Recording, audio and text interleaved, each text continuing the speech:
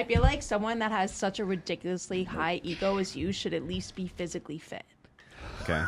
What are you doing? So anyway, I just have a quick question for you guys. So, as a woman, I think a woman as bitchy as you should be attractive, but what do you want? Feminism to me, and feminism broadly, is the pushing of an egalitarian society based around the equality of men and women. Is that the most generous definition that you give it? That's the most generous one I could possibly give. So, so you don't you don't think that, I'm assuming you don't think that men and women are equal, correct? No. Okay, which is okay. No, I don't. No, it's okay. I don't think that egalitarianism is true. I don't think that equality is real. I don't think any of those things are true. I don't think any of them are true. So equality should be real? No. Who do you think is? I don't even think it's possible. You want me to tell you how? Farah knows. Farah knows what I'm about to say, but I can tell you how. I can tell you how men and women can't be equal. You want me to tell you? Yes. Okay. Yes. If you are to look at force in society, who would you say has the monopoly on force, men or women? Men on brute men. The monopoly. I'm just talking about the monopoly. They're the stronger ones. I feel like things are set up for men. But can you indicate a time in history, ever, in the history of all of mankind, where men didn't have the monopoly on force? On force, as in physical force, though, correct? Always. They're always stronger than us. Oh, then yeah. That's the biology. They have the monopoly on physical force. So the question, when you come down to rights, is who can enforce rights? Women can't enforce their own rights. Men have to enforce women's rights. So there can never be real equality. There can never be real Literally, what the fuck? I just... Okay. Does anybody have any reaction to that specifically? I have a question. Why has she got this picture with a bodybuilder? Was that Arnold in his younger days? That was distracting as fuck.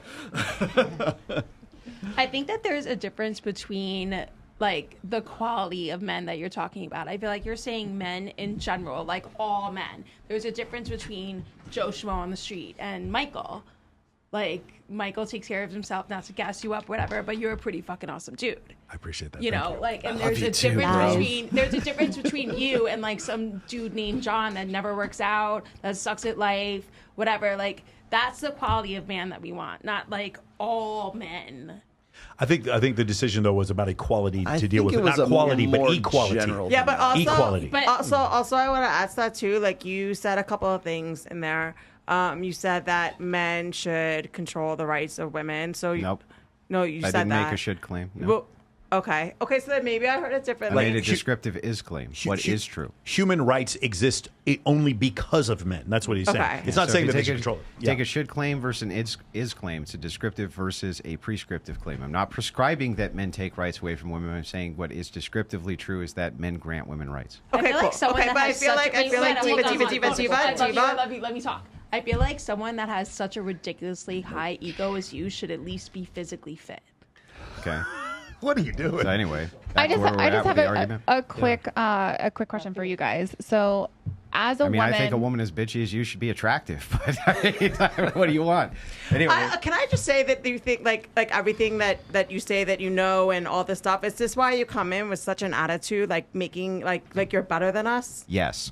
Now, can we get back to the argument? Okay, let's just agree not to insult each other. If you guys didn't come at so listen, Loretta, here's the situation. This guy is a professional debater. He will stomp people. That's the way he communicates. He's only interested in the content, not the context. Totally. And if the context gets misaligned, then you don't have to say things about him needing a pedicure or making gives fun us of a bad look and it makes us women look but that bad. doesn't give you a green light to be disrespectful. You are being that girl. That doesn't give you a green light to be disrespectful. What did I do that was disrespectful? I was just answering your question. You came at me. Yeah. I'm just going to shift the conversation anybody. back to the topic at hand. I just have a genuine question. So as a woman who is completely single, I'm not dating, I'm not seeing anybody, there is zero... Besides my father and my family, there is zero constant male figure. Slide in the DMs, gentlemen. Slide in the DMs. Okay, and so I'm a career woman. I have my own business. I have my own show. I've built everything myself. I got my own MBA. I did everything I needed to structure my life. I need my rights. I need to be able to vote, to work. I need to do all of this stuff because otherwise I'm just flailing in the wind by myself with no. To your point, I don't have a leader. I don't have someone leading my home or my family. That's me. Sure. That's me. But can we get back to the descriptive claim of whether or not men are the grantors of rights to women? That's the claim. I didn't disagree or anything with that. Yeah. I'm just asking, like, in the scenario, because I would love a perfect society where, every woman's got a man and they're secure in that relationship. And he's all the things that I think you're saying that would be healthy for the balance of men and women. I don't disagree in a perfect society. But unfortunately, the reality is we don't have a perfect society. And there's women like me who have to be on their own until I find a partner that's a worthy partner that can be all the things that you're describing. Sure. So, but you generally don't make prescriptive claims for society based on outliers. You usually take the general pool, and then you make the prescription based on the general pool, knowing full well that can't ever accommodate everybody. That's an impossibility. Mm-hmm. So when we're talking about what should we do, the should part of this, what ought we do, I'm guessing you would think we ought to do things which are the most beneficial for the most amount of people. Is that correct? Sure. Yeah. So, I mean, if that's what you're speaking to, then we can clearly look at times, even in American history, where our prescriptions for society clearly benefited far more people. And this was even pre-suffrage for women. Seemingly, they lived much healthier lives. We didn't have a birth rate crisis. Almost everything across the board, pre-egalitarianism, was better in American life than post-egalitarianist feminism. And that's what the claim is.